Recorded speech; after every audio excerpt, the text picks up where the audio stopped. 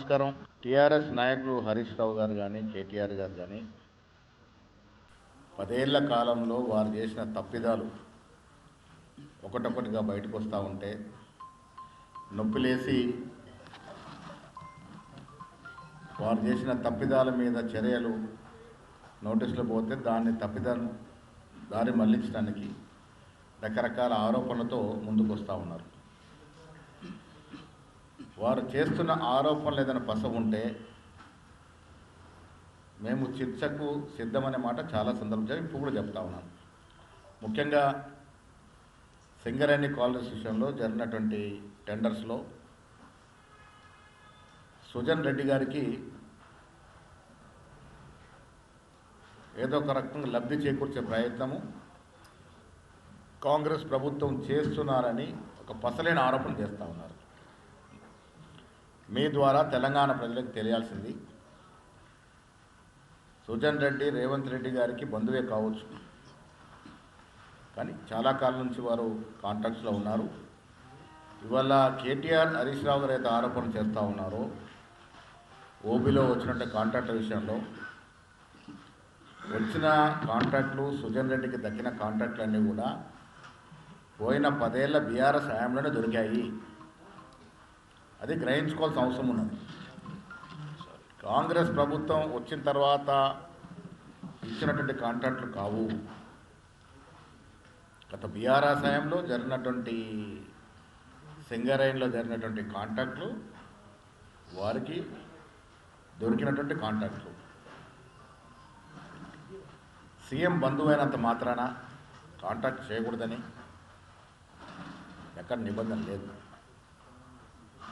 నిజంగా మీరు ఆరోపణలు చేస్తున్నట్టుగా దాంట్లో లొసుకులు ఉంటే, మీకు చిత్తశుద్ధిని వెలికి తీయదలుచుకుంటే రండి, మేము చర్చకు సిద్ధంగా ఉన్నాం.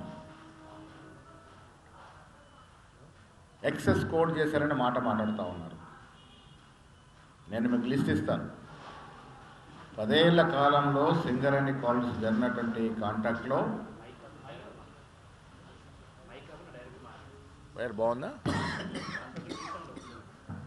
సింగరేణిలో జరిగినటువంటి కాంట్రాక్ట్లో పోయిన బీఆర్ఎస్ హయాంలో జరిగినటువంటి కాంట్రాక్టు 10 ఏళ్లలో జరిగినటువంటి కాంట్రాక్ట్లోనే ఎక్సెస్ కోడ్ చేసినటువంటి దాఖలాలు చాలా ఉన్నాయి. నేను మీకు పేపర్ షీట్ మీద లిఖితపూర్వకం ఉన్నటువంటి డేటా ఇస్తాను మీకు.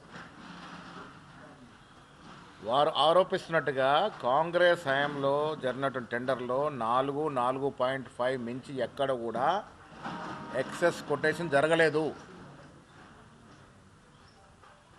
బీఆర్ఎస్ హయాంలోనే జరిగినటువంటి కాంట్రాక్ట్లో ఎక్సెస్ కొటేషన్ అయింది. కొన్ని సందర్భాల్లో 20% కూడా దాటినటువంటి సందర్భాలు ఉన్నాయి. మీ హయాంలో జరిగినటువంటి టెండర్లో జరిగినట్టు అవకతవకలు కప్పుచ్చుకోవడానికి, మీరు చేసిన నేరాల నుంచి బయటపడటానికి కాంగ్రెస్ పార్టీ మీద, ప్రభుత్వం మీద బట్టగాల్చి వేసే ప్రయత్నమే చేస్తూ ఉన్నారో ఇది తెలంగాణ ప్రజలు గ్రహించుకోవాల్సిన అవసరం ఉన్నది. కాంగ్రెస్ పార్టీ అధికారంలోకి వచ్చిన తర్వాత ఒక సింగరేణి కాలనీసే కాదు, చాలా డిపార్ట్మెంట్స్లో ప్రక్షాళన చేసి గట్టి మార్గదర్శకాలు రూపొందించి ప్రభుత్వానికి ఎక్కువ లబ్ధి చేకూర్చే విధంగా చాలా ప్రయత్నాలు చేయడం జరిగింది. 10 ఏళ్ల బీఆర్ఎస్ హయాంలో జరిగినటువంటి తప్పిదాలని, లోపాలని అన్నీ కూడా సరిదిద్దుతూ పకడ్బందీగా టెండర్ కండిషన్స్ పెట్టడం అనేది కాంగ్రెస్ ప్రభుత్వం అధికారంలోకి వచ్చిన తర్వాత జరిగింది. మీ హయాంలో 10 ఏళ్ల హయాంలో ఏ రకంగా మీరు కాంట్రాక్టులు కట్టబెట్టారు, కాళేశ్వరం ప్రాజెక్టు విషయంలో ఏ రకంగా మీరు అంచనాలు పెంచుకున్నారు, ఏ రకంగా మీరు కాంట్రాక్ట్లు ఇచ్చి లబ్ధి పొందినారు, అన్ని రకాల డిపార్ట్మెంట్లో మీరు జరిగినటువంటి మీ హయాంలో జరిగినట్టు అవకతవకల మీద మేము చర్చకు సిద్ధము. ఇప్పుడు ఏం చేస్తున్నారు, కేటీఆర్, కేసీఆర్ గారు, హరీష్ రావు గారు బట్టగాల్సి ప్రయత్నం చేస్తే ఏదో ఒకటి వెలికి తీస్తూ ఉన్నారు. ఆ వెలికి తీసిన అంశంలో మీరు చర్చకు సిద్ధంగా ఉన్నాం, మీరు చర్చకు రారు. మళ్ళీ ఊరికే బదనాం చేసి పక్క తప్పుకునే ప్రయత్నం అయితే చేస్తూ ఉన్నారో ఇది మంచి పద్ధతి కాదు. నిజంగా మీరు చేసిన ఆరోపణలు ఏదైనా వాస్తవం ఉంటే మేము చర్చించి సరిదిద్దడానికి సిద్ధంగా ఉన్నాము. ఏమీ లేకుండానే బురదలే ప్రయత్నం చేయడము, మీరు 10 ఏళ్ల హయాంలో చేసినటువంటి తప్పిదాల మీద ఇలా ఎంక్వైరీలు జరుగుతూ ఉన్నాయి. ఇలా హరీష్ రావు గారిని స్థితి పిలవగానే ఎన్నికలకు ముందు చేశారని, ఎన్నికల రద్దు కోసం చేశారని, రాజకీయ కక్షతో చేశారని అసలు నేను ఆరోపణలు చేస్తూ ఉన్నాను. ఫోన్ ట్యాపింగ్ అనేది ఈ దేశంలో టెలిగ్రాఫిక్ చట్టం ప్రకారం అత్యంత హేయమైన నేరము. అలాంటి ఘోరమైన నేరం మీరు చేస్తున్నారు 10 ఏళ్ళుగా. రాజకీయ నాయకుల యొక్క, ప్రతిపక్ష నాయకుల యొక్క ఫోన్లే కాకుండా బడా బడా పారిశ్రామికవేత్తల్ని తన దారిలోకి తెచ్చుకోవడానికి వారి ప్రైవేటు వ్యవహారంలో మీరు తలదూర్చి ఫోన్ ట్యాపింగ్లు చేసి వారిని సరెండర్ చేసుకున్నటువంటి సంఘటనలు ఉన్నాయి. సినీ తారలు వారి వ్యక్తిగత జీవితాల్లో తలదూర్చి మీరు వారి ఫోన్లు ట్యాపింగ్ చేసి వారు వ్యక్తిగతంగా మాట్లాడుకున్న సంభాషణ రికార్డు చేసి తద్వారా వారిని కూడా ఇబ్బంది పెట్టే ప్రయత్నం చేసినారు. మీ సొంత పార్టీలో మీకు నమ్మకం లేని ఎమ్మెల్యేల మీద కూడా ఫోన్ ట్యాపింగ్ చేసినారు. ఫోన్ ట్యాపింగ్ వ్యవహారంలో బీఆర్ఎస్ ప్రభుత్వం ఉన్నటువంటి పెద్దలందరికీ పాత్ర ఉంది. ఇలా సిట్టు ముందుకు పోతా ఉంది. మీకు ఎంక్వైరీకి పిలిచినారు, మమ్మల్ని కూడా పిలిచినారు, మా వాంగ్మూలం కూడా తీసుకున్నారు. ఇది 6-7 మాసాల క్రితం నేను వాంగ్మూలం ఇచ్చినాను. ఇలాదో రాజకీయ కక్షతో చేస్తూ ఉన్నారు, సర్పంచ్ ఎలక్షన్ కోసం చేస్తున్నారు, మున్సిపల్ ఎలక్షన్ కోసం చేస్తూ ఉన్నారు. అవసరం ఉంది. వాస్తవాల్లోకి వెళ్తే బీఆర్ఎస్ హయాంలో టెలిఫోన్ ఆపరేటివ్ సంస్థలకు ఇచ్చినటువంటి ఆదేశాల ప్రకారము వారు ట్యాపింగ్ చేస్తూ ఉన్నారు. ప్రతి ప్రతిగాని కోసం రిపోర్ట్ ఇస్తారు. యాదృచ్ఛికంగా మేము అధికారంలోకి వచ్చిన తర్వాత మేము డిసెంబర్ 7న ప్రమాణ స్వీకారం చేస్తే ఆ 15 రోజులు రికార్డ్ చేసింది డిసెంబర్ 15 తారీఖు మాకు తీసుకొచ్చి ఇచ్చినారు. దాని ద్వారా ట్యాపింగ్ జరిగింది అనేటువంటి వాస్తవం బయటకు వచ్చింది. దాంట్లో దోషులుగా ఉన్నట్టు మీరు నిజంగా తప్పు చేయకుంటే మీరు సంజాసి ఇచ్చుకోండి, వివరించుకునే ప్రయత్నం చేయండి. కానీ ప్రతి దాంట్లో రాజకీయ లబ్ధి పొందే ప్రయత్నం ఏదో చేస్తూ ఉన్నారో ఇది మంచిది కాదు. మీకు చిట్టా ఇస్తాను. దీంట్లో సింగరేణి కోలరీస్ అంశంలో జరిగినటువంటి టెండర్లో బీఆర్ఎస్ హయాంలో ఎంత ఎక్సెస్ కోడ్ చేసి కాంట్రాక్టర్ లబ్ధి పొందినారో దీంట్లో మీకు వివరంగా వివరిస్తాము. మీరు చర్చకు రండి. మేము అధికారంలోకి వచ్చి 2 ఏళ్ల సంవత్సరంలో మేమిచ్చిన కాంట్రాక్ట్, మేమిచ్చిన టెండర్లు ఎంత, దాంట్లో ఎంత హైయెస్ట్ కోటింగ్ అయింది, మీకు మాకు ఎంత వ్యత్యాసం ఉంది, ఇవన్నీ కూడా చర్చించుకుందాం. మీరు ఊరికే విమర్శ చేసి తప్పుకుంటాం, పారిపోతామంటే నడవదు. రండి, మేము కూడా వస్తాం, వాస్తవాలంతా మాట్లాడుకుందాం. ఊరికే బురదల్లే ప్రయత్నం చేయకూడదు. సుజన్ రెడ్డి గారి పేరు మీద విమర్శలు చేస్తే సీఎంకి ఏదో అవుతుందని ఒక దురాలోచన మీది. కాంగ్రెస్ పార్టీ అధికారంలోకి వచ్చిన తర్వాత చాలా డిపార్ట్మెంట్స్లో పారదర్శకత తీసుకొచ్చినట్టు ఘనత ఈ రాష్ట్ర ముఖ్యమంత్రి గారిది. ఎక్కడ కూడా పొరపచ్చలు లేకుండా ప్రభుత్వ ఆదాయానికి మీరు ఏ రకంగా గండి కొట్టారు, ఏ రకంగా నష్టం చేశారు, ప్రభుత్వ ఆస్తులు ఏ రకంగా విధ్వంసం చేశారు, ఆర్థికంగా ఏ రకంగా విధ్వంసం ఇది రాష్ట్రం తెలంగాణ ప్రజలకు తెలియంది కాదు. విచ్చలవిడిగా దోపిడీ జరిగింది కాబట్టి మిమ్మల్ని అధికారుల కిందికి దించినారు. చాలా జాగ్రత్తగా ప్రజల ఆకాంక్షల ఆశల మేరకు ఈ ప్రభుత్వం నడుస్తూ ఉంది. ఊరికి బరద వెళ్తే నడవదు. వాస్తవాలు ఉంటే రండి, మాట్లాడుకుందాం. దేనికైనా సిద్ధమనే మాట ఈ సందర్భంగా మనవి చేస్తూ ఉన్నాను. మున్సిపల్ ఎన్నికల్లో కాంగ్రెస్ పార్టీ నిజామాబాద్లో జెండా ఎగరవేస్తుంది. ఇది రాసి పెట్టుకోండి. వాళ్ళు కారణం మేమిస్తున్న సంక్షేమం, మేమిస్తున్నటువంటి అభివృద్ధి. నేను మొదట కూడా చెప్పాను, ఊరికే దేవుళ్ళ పేర్లు చెప్తే ప్రజలు నమ్మి ఓటేస్తే అభివృద్ధి అంటగాకుతుంది, అభివృద్ధి ఆగిపోతుంది అనే మాట నిజామాబాద్ ప్రజలు గ్రహించుకోవాలి. చాలా సందర్భాల్లో చెప్పాను, మళ్ళీ చెప్తా ఉన్నాను. ఇక్కడ ఉన్నవందరం కూడా దైవభక్తులమే, దేవుణ్ణి ఆరాధించే వాళ్ళమే, దేవుడి పేరు మీద రాజకీయం చేసే వాళ్ళం కాదు. ఇప్పుడున్నటువంటి ఎంపీ అరవింద్ గారు కానీ, ఎమ్మెల్యే కానీ, 6 ఎమ్మెల్యే కానీ దేవుడి పేరు చెప్పకుండా, శ్రీరామ జపుని చేయకుండా, ప్రజల్లోకి వెళ్ళి దేవుడి పేరు మీద రెచ్చగొట్టకుండా ఎన్నికలు నిలబడే దమ్ము ధైర్యం మీకుందా? 10,000 ఓట్లు రావు మీకు సుమా. అన్నాడు మీరు ఏం ఘనకారం చేశారని ఎంపీ గెలిచారు? ఏమన్నారు? జిల్లాకి ఎలగబెట్టారా? చిన్నతనం నుండి దేశ సేవ చేశారా? రాష్ట్ర సేవ చేశారా? పార్టీ సేవ చేశారా? కేవలం దేవుడి పేరు మీద కదా మీకు గెలిచింది. దేవుడు సెంటిమెంట్ పెట్టుకుని గెలిచి పనిచేసే కాంగ్రెస్ నాయకులను విమర్శిస్తే ప్రజలు ఊరుకోరు గాక ఊరుకోరు. నిజామాబాద్ పీఠం కాంగ్రెస్ జెండా ఎగరవేస్తాం. దమ్ము ధైర్యం ఉంది, పనిచేసే సత్తా ఉంది మాకు. ఇచ్చిన వాగ్దానాలను పూరిస్తూ ఉన్నాం. నిజామాబాద్కి ఇంజనీరింగ్ కళాశాల తీసుకొచ్చాం, 30 ఏళ్ల కళ. వ్యవసాయ కళాశాల తీసుకొచ్చాం. దాదాపు 600 కోట్ల రూపాయల విలువ చేసేటువంటి హ్యామ్ రోడ్లు తీసుకొస్తూ ఉన్నాం. రకరకాల గెస్ట్ హౌస్ తీసుకొస్తూ ఉన్నాం. ఈ జిల్లాకి యూనివర్సిటీ తెచ్చిన ఘనత కాంగ్రెస్ పార్టీది. రాజశేఖర రెడ్డి గారి హయాంలో తెలంగాణ యూనివర్సిటీ వచ్చింది. బీఆర్ఎస్ కాల హయాంలో ఏదన్నా వచ్చిందా?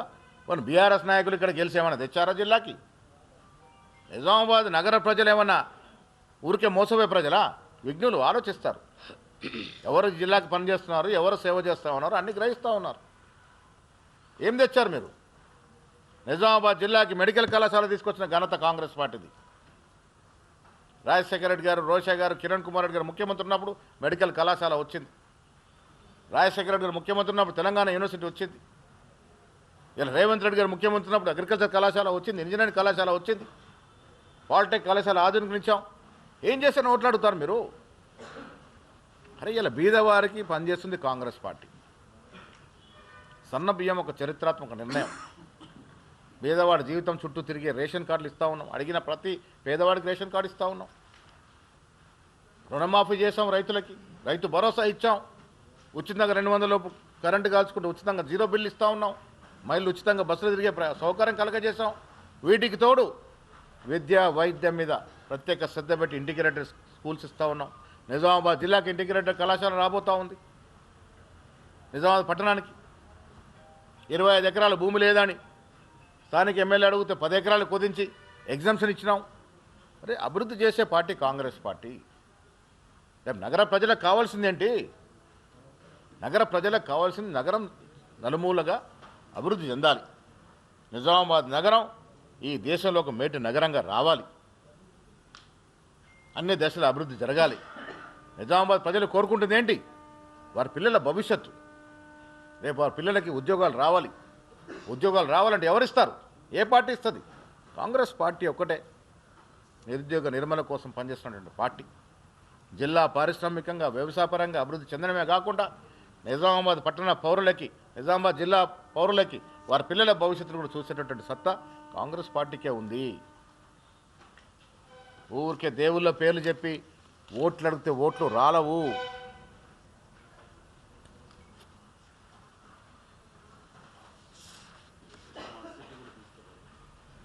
నేను మళ్ళొకసారి మీకు విజ్ఞప్తి చేస్తూ ఉన్నాను. నగర ప్రజలకు మీ ద్వారా విజ్ఞప్తి చేస్తాను. అందరం దేవుణ్ణి ఆరాధించుకుందాం, అందరం దేవుని పూజించుకుందాం. దయచేసి దేవుణ్ణి రాజకీయాలకు లాగకండి.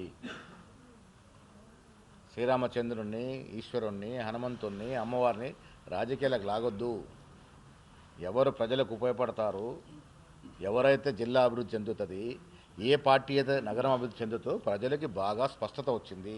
స్పష్టత ఉంది కాబట్టే ధైర్యంగా చెప్తా ఉన్నా, నిజామాబాద్ నగరపీఠం కాంగ్రెస్ పార్టీ జెండా ఎగరవేస్తుంది. దాంట్లో ఏం అనుమానం లేదు. హరీష్ రావు కేటీఆర్ ఎపిసోడ్లో మీకు పేపర్లు ఇస్తాను. నేను సింగరేణి కానీ వివిధ సంస్థలు జరిగినటువంటి టెండర్లో మీ 10 ఏళ్ల బీఆర్ఎస్ హయాంలో ఏ రకంగా ప్రజా సొత్తుని దుర్వినియోగం చేశారో పేపర్ల ద్వారా ఇస్తాం. చర్చలు కూడా సిద్ధంగా ఉన్నాం. మీరేదో లేవదీసి తప్పుకుంటామంటే నడవది. హరీష్ రావు గారు, కేటీఆర్ గారు, మీరు లేదీసిన అంశాల్లో పస ఉంటే రండి, వాస్తవాలు మాట్లాడుకుందాం. మీ హయాంలో జరిగినటువంటి టెండర్లు, మా హయాంలో జరిగిన టెండర్లు అన్నీ కూడా చర్చించుకుందాం. నగరం దుస్థితి, పోయిన హయాంలో కేంద్ర ప్రభుత్వం స్మార్ట్ సిటీస్ ప్రకటిస్తే ఇంతవరకు రాలే, అమృతలో మాత్రమే పెట్టినారు. కరీంనగర్ మున్సిపాలిటీ నాకు తెలిసి 1957, 57లో మున్సిపాలిటీ అయింది. నిజామాబాద్ మున్సిపాలిటీ నాకు తెలిసి 1937 అయినట్టుంది. 35, 37 ప్రాంతంలో అయింది. జనాభా ప్రకారం కూడా కరీంనగర్ కన్నా ఎక్కువ జనాభా నిజామాబాద్ ఉంది. మరి అరవింద్ గారు దీన్ని ఎందుకు స్మార్ట్ సిటీలు తీసుకోలేకపోయినాడు? బండి సంజయ్ కన్నా తీసిపోయినావా నువ్వు? ఆనాడు బండి సంజయ్ గారు మంత్రి కూడా కాదు. వారు కరీంనగర్ స్మార్ట్ సిటీలో పెట్టుకుంటాడు ఎట్లా? నువ్వు రాలేకపోయినావు ఎట్లా? నీ చేతుల్లో ఉంది కూడా చేయలేకపోయినావు. ఇవల్ల దేవుడి పేర్లు వచ్చి ఓట్లు అడుగుతానంటే ప్రజలు నమ్మే పరిస్థితి లేరు. ఈ పట్టణంలో జరిగే మున్సిపల్ ఎన్నికల్లో డెఫినెట్గా కాంగ్రెస్ పార్టీ అత్యధిక సీట్లు గెలుచుకొని మేయర్ సీట్ని కైవసం చేసుకుంటాము. దాంట్లో అనుమానం లేదు. నగర ప్రజలు ఆశించిన మేరకు నగర అభివృద్ధి, నగర పౌరుల యొక్క భవిష్యత్తు, నగర పౌరుల యొక్క పిల్లల భవిష్యత్తు కూడా కాంగ్రెస్ పార్టీ చూసుకుంటుంది. ఈ విషయాలతో మీ ద్వారా నగర ప్రజలకి స్పష్టత ఇవ్వదలుచుకున్నాము. కాంగ్రెస్ పార్టీ ఒక మాట ఇస్తే మాట మీద నిలబడుతుంది. నిజామాబాద్ పట్టణం ఈ రాష్ట్రంలోనే కాదు యావత్ దేశంలో మేటి నగరాలతో పోటీ పడే విధంగా తీర్చిదిద్దుకుందాము. ప్రజలు దీనికి సహకరించాల్సిన విజ్ఞప్తి చేస్తాం. Thank you. అదే మరి అరవింద్కి ఇంకేముంటుంది? ఎంఐఎం జపం చేయండి. నాకు తెలిసి అరవింద్ ఇంటూ దేవుడి ఫోటో బదులు ఓవైసీ ఫోటో ఉంటుందేమో. రోజు ఓవైసీని జపం చేస్తేనే ఓట్లు రాలుతాయని బ్రహ్మపాపం వాళ్ళకి. ఓవైసీ అని జపం చేస్తే ఇక్కడ హిందువులు ఏకగ్రత ఓట్లేస్తారు అనుకుంటారు. మజ్లిస్ పార్టీ గెలిచిన సందర్భాలనే ఇక్కడ గెలుస్తుంది. మెజారిటీ వార్డులు హిందూ వార్డ్స్ ఉన్నాయి. ఈ మెజారిటీ వార్డులో కాంగ్రెస్ పార్టీ గెలుస్తుంది. పోయినసారి మీరు బమ్మిని తిమ్మి చేసి బైండ్సా లాంటి ప్రాంతాల్లో అల్లలు సృష్టించి ఒకరికొకరు లబ్ధి చేసుకున్నాం. మాకు మజ్లిస్ అయినా బీజేపీ అయినా రెండు కూడా సమాన దూరంలో ఉంటాయి. మజ్లిస్ని కూడా మతతత్వ పార్టీగానే చూస్తాము, బీజేపీని కూడా మతతత్వ పార్టీగానే చూస్తాము. ఈ రెండు మతతత్వ పార్టీలు దూరంగా ఉంటాం. మాకు సత్తా ఉంది, అభివృద్ధి చేస్తూ ఉన్నాం, అధికారంలో ఉన్నాం, అభివృద్ధి చేస్తాం. నిజామాబాద్ పట్టణాన్ని అన్ని కోణాల్లో అభివృద్ధి చేయడానికే మేము ముందు నిలబడి ఉన్నాం. డెఫినెట్గా ఈ సీటు కైవసం చేసుకుంటాం.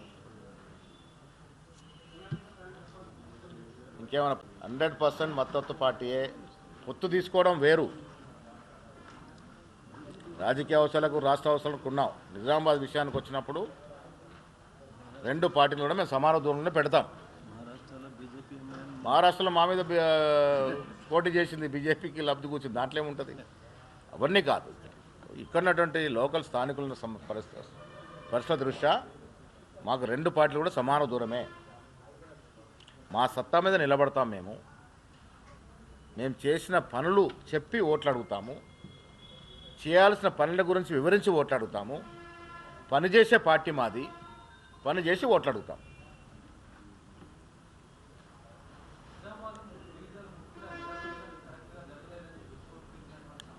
చూద్దాం కోర్టు ఏం నిర్ణయం చేస్తూ ప్రకటిస్తుందో చూద్దాం. నోటీస్ మాత్రం ఇచ్చింది, దాన్ని పునర్పరిశీలించమన్నది. అక్కడ ఏమైనా అవకతవలు జరిగితే యంత్రాంగం సరి చేస్తుంది.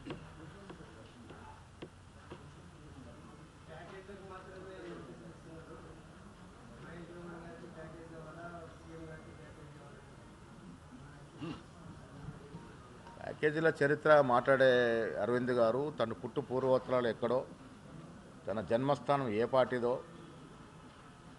తను వాళ్ళు వేసుకున్న బట్టలు ఏ పార్టీలు ఉన్నప్పుడు వాళ్ళ నాన్నగారు సంపాదించారో అవన్నీ కూడా లెక్కలేసుకోవాలి. మా తమ్ముడు అరవింద్ గారికి నేను సూటిగా అడుగుతా ఉన్నా, ఒక్కసారి ఆత్మ పరిశీలన చేసుకోండి.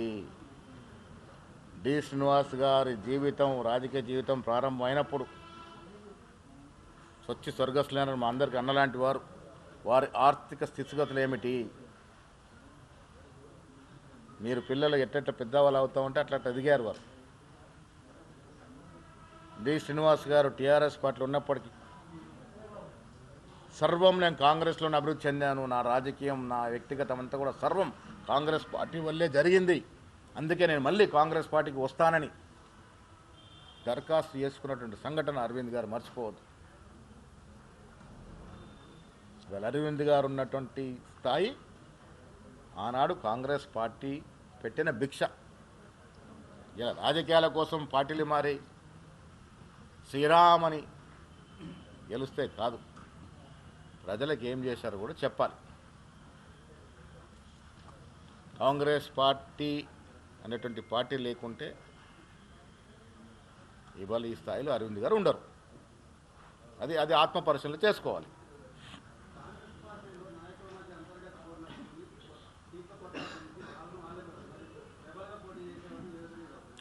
సీట్ల పోటీ కాంగ్రెస్ పార్టీలోనే ఎందుకు అధికంగా ఉంది? నేను 2 రోజుల నుంచి నిజామాబాద్ ఉన్నాను. గెస్ట్ హౌస్లో మా ఇంటి దగ్గర తాకిడి చూడండి. ఎందుకు ఉంటుంది ఒక పార్టీలో తీవ్రమైన పోటీ? ఎందుకు ఉంటుంది? ఆ పార్టీ గెలుస్తుంది అనుకున్నప్పుడు తీవ్రమైన పోటీ ఉంటుంది. ఇలా మాకు ఒక్కొక్క వార్డులో కనీసం 10 అప్లికేషన్లు రాని వార్డు లేదు. టోటల్ 700 చిల్లర అప్లికేషన్లు వచ్చాయి 60 వార్డులకి. అంటే ఎంత వచ్చింది? యావరేజ్గా 12-13 అప్లికేషన్లు వచ్చాయి యావరేజ్గా. మీ పార్టీలో ఎన్ని వచ్చాయి? లెక్క ఉందా నిదారా? ఎందుకు వస్తాయి ఇన్ని అప్లికేషన్లు? ఎందుకు వస్తాయి? ఏ వ్యక్తి అయినా, ఒక పార్టీ వాడైనా బయట వాడైనా అప్లై ఎందుకు చేసుకుంటాడు? ఏ పార్టీకి అవకాశం ఉంటే ఆ పార్టీ మీద మొగ్గు ఎక్కువ ఉంటుంది. మరి ఇన్ని అప్లికేషన్లు వచ్చాయంటే ఆయన కూడా అన్నాడట పార్టీ టికెట్లు అడిగేవారు లేదని. అప్లికేషన్ చిట్టా పంపిస్తాం అరవింద్ గారికి. మాకు అప్లికేషన్లో దాని దగ్గర కూడా లాక్కునే పరిస్థితి ఉంటుంది. అది సంఖ్య మాత్రం పంపిస్తాం. ఎంతమంది అప్లై చేశారో అర్థమవుతుంది. ఇలా ఒకటి రాజకీయాల్లో ఒకటి నేను ఇటు పలికేది అరవింద్ గారికి కూడా నేను చెప్పేది, డి శ్రీనివాస్ గారి మీద గౌరవంతో చెప్తాను. మాకు తమ్ముళ్ళు అంటారు. రాజకీయాల్లో అందరికీ ఎదగాలని ఆశ ఉంటుంది. ప్యాకేజీలు, మహేష్ కూడా ఎప్పుడు ప్యాకేజీలు లొంగే వ్యక్తి కాదు. నేను 100 ఎకరాలు పోగొట్టుకున్నటువంటి వ్యక్తిని. మీ అందరూ తెలుసు, నక్సల్ మూమెంట్లో దాదాపు 300 ఎకరాలు నక్సలైట్లు పంచినటువంటి పరిస్థితి నాది. మిగిలిన భూములు ఇప్పటివరకు దాదాపు 40 నుంచి 50 ఎకరాలు నేను గ్రామం అవసరాలకు వచ్చినటువంటి పరిస్థితి. ప్యాకేజీల గురించి ఆలోచించి రాజకీయాలకు రాలే. నాకు ఆనాడు ఎంత ఆస్తులున్నో ఈనాడు అంతే ఆస్తులు. నాకేం అమాంతగా ఆస్తులు పెరగలే. దాంట్లో కూడా చర్చించుకుందాం, ఎవరు ఆస్తులు ఎట్లా పెరిగినాయో, ఏ రకంగా పెరిగినాయో కూడా చర్చకు సిద్ధం. నేను రాజకీయాల్లో విమర్శ చేసే ముందు కూడా వాస్తవాలు ఆలోచించుకొని చేయాలి. గొప్ప విషయం ఏంటంటే తెలంగాణ ప్రాంతం రాయలసీమ లాంటి పరిస్థితి లేదు. పార్టీలు వేరైనా కలిసినప్పుడు మంచిగా మాట్లాడుకుంటాం. బీజేపీ ఎమ్మెల్యే సోనియా గుప్తారు వచ్చి నన్ను అడిగారు అసెంబ్లీలో, ఇట్లా ఉందంటే ఇమ్మీడియట్గా వెళ్ళి ముఖ్యమంత్రిని కలిసి ఇంటిగ్రేటెడ్ స్కూల్ కొరకు 25 ఎకరాల నుంచి 10 ఎకరాలకు కుదించాలి, ఎగ్జామ్ చేయాలని అడిగాం. ఎందుకు అడిగాం? ఇది ప్రజలకు అవసరం.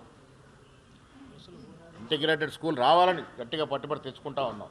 నగర ప్రజల అవసరం. బాల్కొండకు వస్తే నా గ్రామంలో పెట్టమని చెప్పాను. నేనే 10 ఎకరాలు ఇచ్చాను. ఎందుకు ఇచ్చాం? విద్యకు ఉన్నటువంటి ప్రాముఖ్యత అటువంటిది. ఈ జిల్లా సమూలంగా విద్యాపరంగా, వ్యవసాయపరంగా, పారిశ్రామిక పరంగా ఎదగాలి. నిజామాబాద్ నగరం యావత్ దేశంలో నగరాలతో పోటీ పడాలి. ఆ దశగా మా ప్రయత్నం ఉంటుంది. రాజకీయాలు ఇవన్నీ నడుస్తాయి. అంతిమంగా అభివృద్ధి అనేది ముఖ్యం. ఆ దశగా చేసుకుందామనే మాట సందర్భంగా మనం చేస్తా ఉన్నాం.